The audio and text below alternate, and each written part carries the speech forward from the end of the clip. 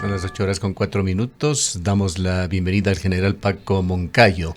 Él fue jefe del Comando Conjunto de las Fuerzas Armadas, tuvo múltiples representaciones públicas, incluyendo la alcaldía de la capital de la República, y es, sobre todo, para los momentos actuales, un experto en geopolítica y seguridad continental, estrategias militares y de seguridad.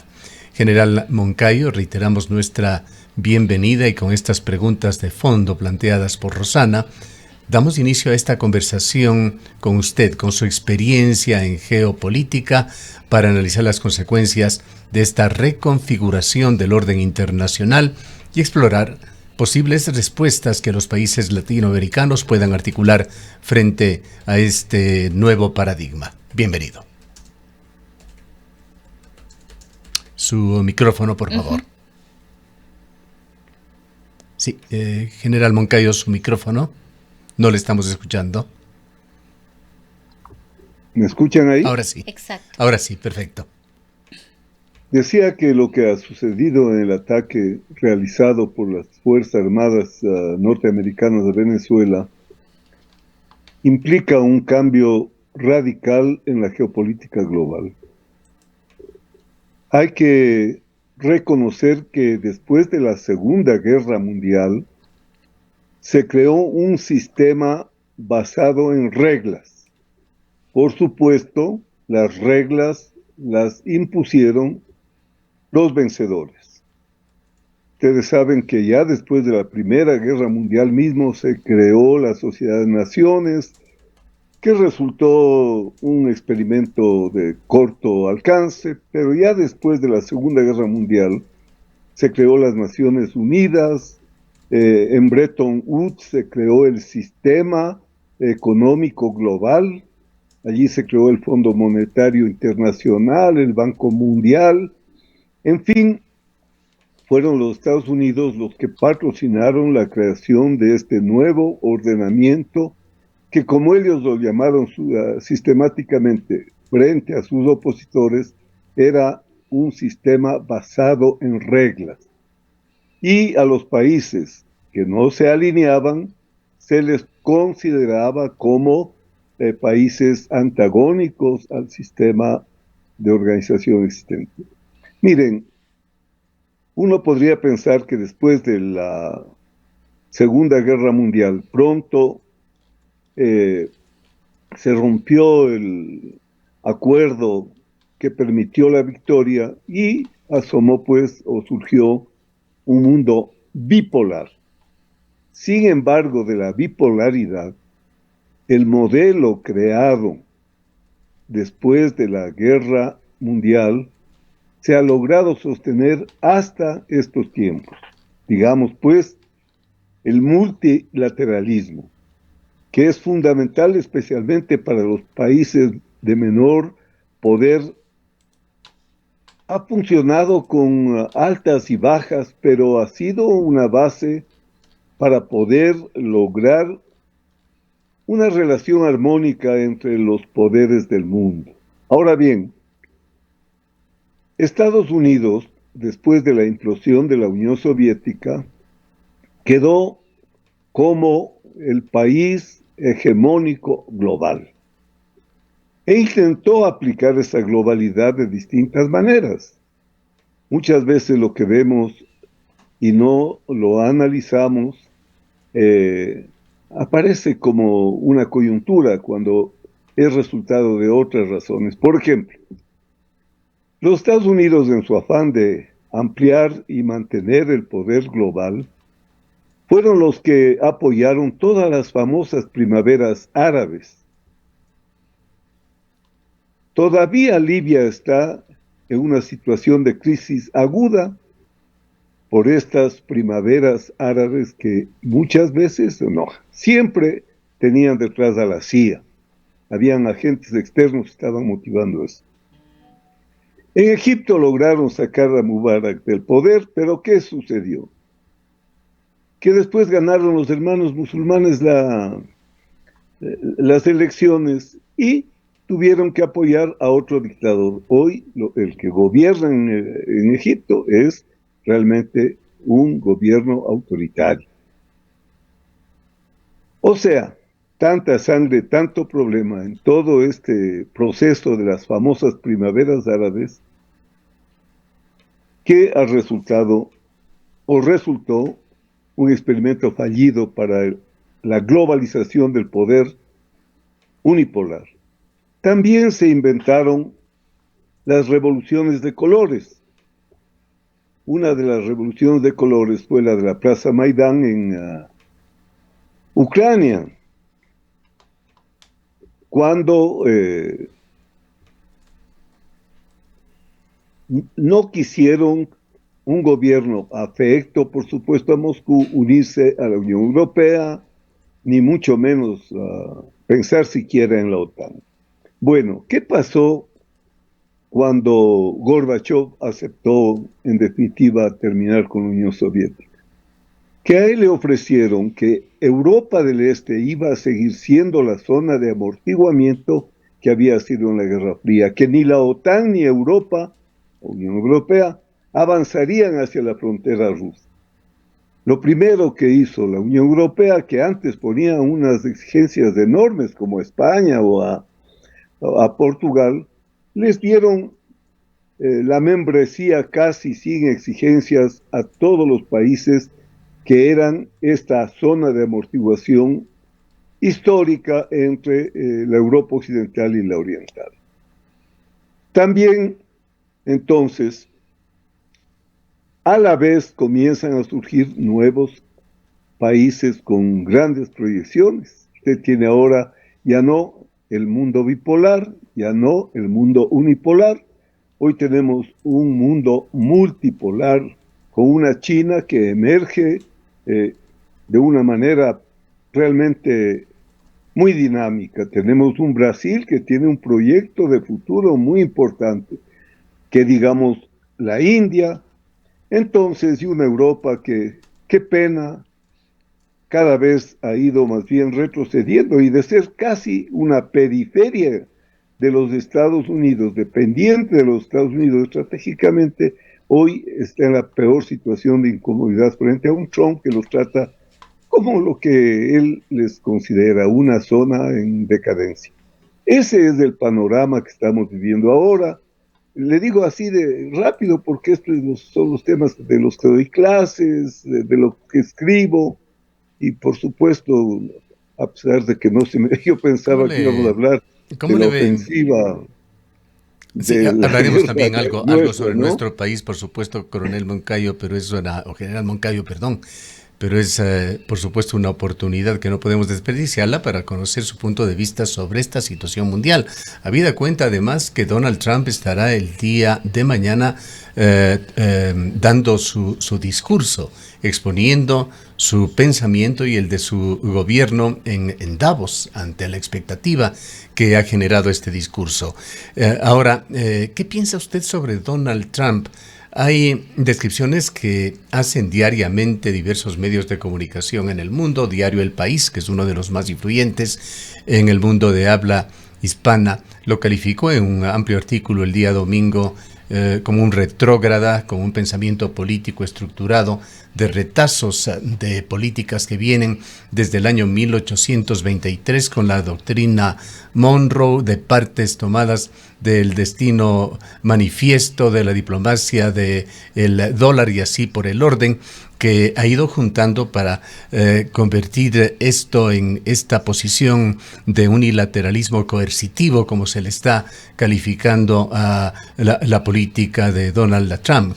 ¿Cómo interpreta ustedes esta Bueno, en transición primer de lugar, Estados Unidos desde el multilateralismo a lo que vemos ahora? ¿Y cuál es su pensamiento sobre Donald Trump como mandatario? bueno, en primer lugar hay que entender que en todos los imperios se producen estos eventos y analizado con profundidad, Trump no es sino un síntoma de la decadencia del imperio norteamericano. Usted puede estudiar, por ejemplo, en la historia de Roma, y Roma tuvo sus Calígulas y tuvo también sus Nerones, en fin, pero cuando dejó de ser república, Roma, para pasar a un sistema imperial, comenzó a decaer sin lugar a dudas. Y así ha sucedido.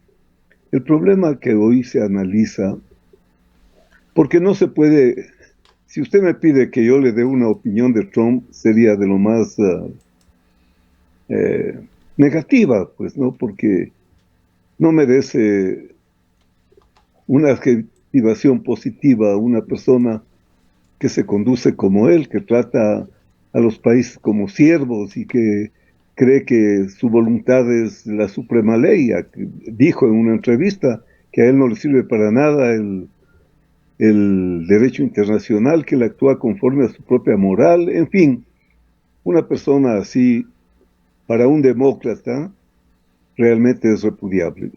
Pero no hay que analizar los temas geopolíticos sobre la base de conductas, aunque son esenciales, porque son los actores tomadores de decisiones. Entonces, el problema fundamental es que también el equipo de Trump se dan cuenta que se acabó el sistema unipolar, que ahora hay por lo menos un país contendor que le está compitiendo por la hegemonía global. Y le está compitiendo con poder suave. También esto en Estados Unidos se desarrolló durante mucho tiempo, la diferencia entre poder suave, poder duro, escritores muy importantes que tienen peso en la política interna de los Estados Unidos demostraban en la época de Barack Obama, por ejemplo, ¿no? La eficiencia de emplear el poder suave y no solamente querer imponerse en el mundo a través del garrote o de la zanahoria. Bueno, entonces, el tema es que desde Tucídides se plantea ya esta famosa trampa, ¿no? Que lleva el nombre del gran historiador griego, la trampa de Tucídides. Cuando hay una potencia a lo largo de la historia, cuando ha habido una potencia emergente en capacidades de competir con la dominante, siempre se ha producido en la historia etapas de alta inestabilidad y violencia. Entonces, lo que estamos viendo ahora es que Trump entiende que si no asegura la base, y la base para los Estados Unidos es el hemisferio americano, mal puede competir en el resto de escenarios. El Y país por eso es que usted asoma menciona esta... como el que aparece como una amenaza al predominio político militar de Estados Unidos es ya no Rusia, es la China. Claro, es China ahora, es China. Y mire usted, ahora también usted hace una pregunta clave. Cada estado debería entender la situación para buscar que juegue en su beneficio esa situación. Le voy a poner un ejemplo patético y de este mismo instante, bajo la doctrina Monroe actualizada por Trump. Vea usted, Perú inauguró hace poco el puerto de Chancay. Inversión china. Este rato, Trump está invirtiendo a 80 kilómetros en el puerto tradicional de Lima, Callao, una cantidad similar, para desarrollar la mayor base militar naval de América del Pacífico. Vea la inteligencia de la diplomacia peruana. En la Guerra Fría actuaron de la misma manera. Se coquetearon con los soviéticos, pero sin dejar el vínculo con los norteamericanos. Recibieron de los soviéticos 2 brigadas blindadas, todo un sistema de defensa aérea, que nunca pagó el Perú porque ya después desapareció la Unión Soviética. Y los gringos, enseguida preocupados de que el Perú estaba alineándose con la Unión Soviética, corrieron a volverles a ganar a través de darles igualmente armamentos, en fin. Como usted verá, lo que pasa en el mundo, cada país tiene que interpretarlo para buscar qué amenazas y qué oportunidades le brinda la situación. Ahora, general Esto que Moncayo, usted está, hay un hecho extraordinario que se dio hace prácticamente 2 semanas, un poquito más, del 3 de enero concretamente, esa intervención militar en Venezuela y la captura de Maduro que se le llevó a Estados Unidos. ¿Qué implicaciones militares y políticas tiene este hecho, lo que sucedió en Venezuela y la secuela que ha traído? mire, la verdad es que se hizo todo un show en el Caribe, un enorme despliegue con el objeto disque de atacar al crimen organizado, al narcotráfico. Mataron a un poco de gentes en varias lanchas que presuntamente llevaban drogas, sin ningún respeto a las normas, ¿no? Porque lo lógico era identificarles, comprobar que hay la droga y meterles presos. No, enseguida destruían esas naves y los mataban. Y claro, decían que era la lucha en contra de la droga y se inventaron, todavía nadie ha comprobado la existencia del cártel de los soles, pero ya después quedó clarísimo que lo que plantean, y Rubio ha sido muy claro, el petróleo de Venezuela no puede alimentar a los enemigos de Estados Unidos como China, como Rusia, como Cuba o Nicaragua. Como usted verá, el fin geopolítico clarísimo. Porque de otra manera, ¿cómo se explica usted que saquen a Maduro, que solo era una especie de representación del poder que detrás realmente estaba en manos de Padrino, de Diosdado Cabello, y que le dejen a la vicepresidenta, a la comandante número 2 del chavismo, a gobernar? Todo esto está claramente enmarcado en la política de América para los americanos. El retorno a la teoría y a la doctrina de Monroe. Entonces, eso representó el ataque a Venezuela. Ahora, ¿podemos considerar, general Moncayo, esta operación como un precedente que de alguna manera va a normalizar la intervención militar de Estados Unidos en América Latina? Tuvimos ya durante este fin de semana una alerta que generó inquietud, que fue emitida por la Administración Federal de Aviación de los Estados Unidos, que generó incertidumbre en Latinoamérica, pero no escuchamos ni una insinuación siquiera, peor un mensaje o una posición de ningún país latinoamericano, de todos los que fueron mencionados, Ecuador y los países hacia el norte hasta Panamá, de que se hable siquiera sobre la soberanía de sus espacios aéreos. Claro, hay que reconocer que la soberanía es una opción directa del poder. Usted es más soberano en la medida que más poder tiene. Nuestros países nunca han sido plenamente soberanos. Si no dependen del uno, dependen del otro. Inclusive hay que reconocer que la política internacional debe ser pragmática y que un país como el Ecuador, por ejemplo, que está enfrentado a la peor amenaza de toda su historia, el crimen organizado transnacional, no se va a poner a pelear con Trump. Sería un suicidio. La política internacional tiene que ser pragmática. Mire, le voy a poner un ejemplo para que usted se dé cuenta. En la época del gobierno del señor Correa, había un buen presidente demócrata, Barack Obama. En cambio, el Ecuador se alineó con Irán y se alineó con todos los enemigos de Estados Unidos. Lo de Assange, ¿por qué? Porque era enemigo de los Estados Unidos. Usted cuando, bueno, yo soy doctor en ciencias internacionales, ¿no? Estudié esto desde muy joven. Oye, el interés nacional es la base de la política internacional. Usted no puede jugar al Robin Hood teniendo la pequeña capacidad de poder que tiene el Ecuador. Entonces, el pragmatismo es la clave para orientar una política internacional.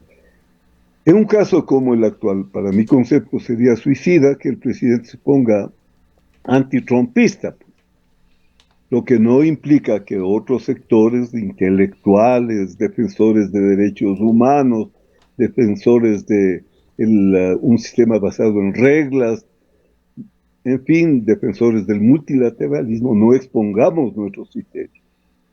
Pero una cosa es, ya ve usted el Perú, siempre sacan provecho porque son pragmáticos.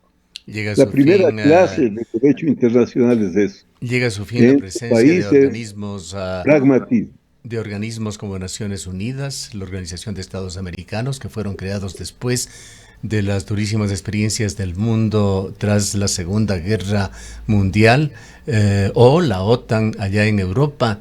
¿Cree usted que estamos ante el fin definitivo del sistema multilateral de seguridad colectiva? El sistema multilateral está hoy muerto, porque era multilateral en un sistema unipolar. La multilateralidad llevó a las dos guerras, y todas las guerras anteriores eran disputas. Por ejemplo, la Guerra de los 7 Años era la disputa de la potencia España contra la potencia emergente Inglaterra. Y así, la Primera Guerra Mundial y la Segunda era la guerra de Alemania e Italia, que llegaron tarde a la Revolución Industrial, que veían que ya Inglaterra se había apoderado de las materias primas y del mercado del mundo, y entraron a competir por esos mercados y esas materias primas, dos guerras mundiales. Un mundo multilateral, multipolar. Después vino la bipolaridad. Dos grandes potencias con dos ideologías distintas, y hoy volvemos a una multipolaridad aideológica. Usted no puede decir que China sea comunista, pues no. Desde Deng Xiaoping, China es un capitalismo diferente al norteamericano, pero un capitalismo puro. Que cuál sea el sistema interno de gobierno, eso en las relaciones internacionales, y las peores guerras fueron también intercapitalistas. Porque en la guerra, en el mundo bipolar, comunistas versus capitalistas, no hubo pues una guerra de alta intensidad. Todo se resolvió en guerras de media y baja intensidad. Como verá, es un momento crucial que hay que analizarlo, hay que conocerlo, hay que debatirlo y hay que intentar aplicarlo a nuestra realidad. Y sacar el mejor provecho. No es con posiciones moralistas que se mueven los países, jamás se han movido así en sus relaciones internacionales. No hay que pecar de ingenuos, hay que ser pragmáticos. ¿Qué nos conviene como país? El principal elemento de análisis en una política exterior es el interés nacional. Está quizá de más preguntarle, pero hablando sobre Ecuador, sobre la posición que podría o debería tomar, aparentemente debería ser dejarse llevar por la corriente, y esta corriente la marcará su aliado y principal socio comercial, los Estados Unidos. Lo que recomienda la experiencia es que el país débil debe jugar inteligentemente sin alinearse. El ejemplo del Perú, vea usted. El que se va a alinear con el uno o el otro lado se vuelve una pieza dispensable. El que juega con sus intereses, buscando lo mejor, se vuelve una pieza indispensable. Nosotros tenemos una posición geográfica, tenemos nuestras islas Galápagos, tenemos algunos elementos estratégicos. No podemos pelearnos con China porque el patrón Trump quiere que nos peleemos. Sería la peor ingenuidad. Por eso pragmatismo es jugar nuestros intereses frente a las grandes disputas geopolíticas. Eso hacen los países sabios. Las diplomacias inteligentes. Bien. Someterse no sirve para nada. Para doblar la página de este tema global y continental, general Moncayo, ¿qué escenarios militares y geopolíticos anticipa usted para América Latina en estos años de convivencia que se tendrá todavía con el gobierno de Donald Trump? Me parece a mí que, bueno, América Latina ha perdido espacios de poder muy importantes como fue UNASUR. Las derechas torpes y retrógradas acabaron con UNASUR diciendo que era de izquierdas, ¿no? Mire usted, en UNASUR lo que primero se creó fue el Consejo Suramericano de Defensa, para como región poder tener una voz más fuerte en las relaciones internacionales del mundo. Vinieron las derechas decrépitas y destruyeron todo un sistema que era tan importante. Vea, el Consejo Suramericano de Salud ya no tuvimos cuando llegó el COVID. Hoy mismo no tenemos ese marco mayor de seguridad sudamericana que sería importantísimo frente a las actitudes de Trump. Entonces, ¿qué va a pasar? Trump no va pues a poder sacarle a la China de América Latina, porque América Latina tiene un grado de madurez y tenemos países que pueden estar en la derecha o en la izquierda, pero no todos son Milei, pues. Hoy vamos a tener gobierno de derecha en Chile, pero siempre la derecha chilena ha sido nacionalista. Inclusive la izquierda chilena ha sido nacionalista. En Bolivia va a pasar igual. El señor Paz no es que se va a convertir en un obsecuente de Trump, no, no. Entonces también aquí va a haber un espacio de disputa y China va a seguir desde una posición de poder suave, esto es, invirtiendo dentro de su plan de la ruta de la seda, en fin, invirtiendo en infraestructuras. ¿Y Brasil cree usted que se va a someter a Trump? Ni así gane la derecha y el hijo de Bolsonaro llegue a ser el presidente. ¿Cree que México se va a someter a Trump? Vea la importancia geopolítica del Perú. Tanto en la Guerra Fría como ahora, cómo van a jugarse en el Perú. Y nosotros, bien, gracias, bien el señor Rubio, 13 milloncitos. Cuando nos cuesta a los ecuatorianos el 10% del PIB, la guerra al crimen organizado, que es guerra de ellos, porque ellos son los que consumen. Cerremos justamente con esto, general Moncayo, centrándonos en Ecuador, un año 2025 que cerró con 9.300 personas asesinadas. A juzgar por los primeros días de enero, estos 20 días, no se vislumbra un cambio en este tema gravísimo de la seguridad y por otra parte asistimos a la debilidad institucional de la justicia que parece haber tocado fondo. ¿Qué se vislumbra en nuestro país para este año? En este año, si seguimos haciendo, a ver, hay un principio. Si sigues haciendo más de lo mismo, vas a tener los mismos resultados. ¿No es cierto? Si vamos a seguir haciendo más de lo mismo, vamos a tener lo que ya hemos vivido. Un grupo político que lo único que tiene por interés, así lo acaba de mostrar la nueva líder de la Revolución Ciudadana, volverlo a traer a Correa. Esa es no es la guerra al crimen organizado y sacarle de la cárcel a Glass. Si usted tiene un grupo político poderoso como este, que tiene estas como sus metas vitales, vamos a tener lo mismo que ya tuvimos antes. ¿Qué hicieron, por ejemplo, en el gobierno de Lasso? Obligarle a la muerte cruzada esperando ganar las elecciones con la señora Luisa Maldonado.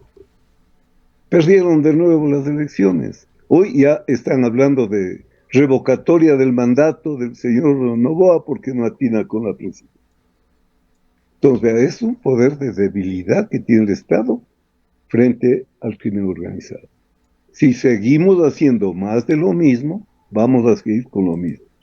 Por otra parte, estamos peleando la guerra con normas constitucionales y legales obsoletas.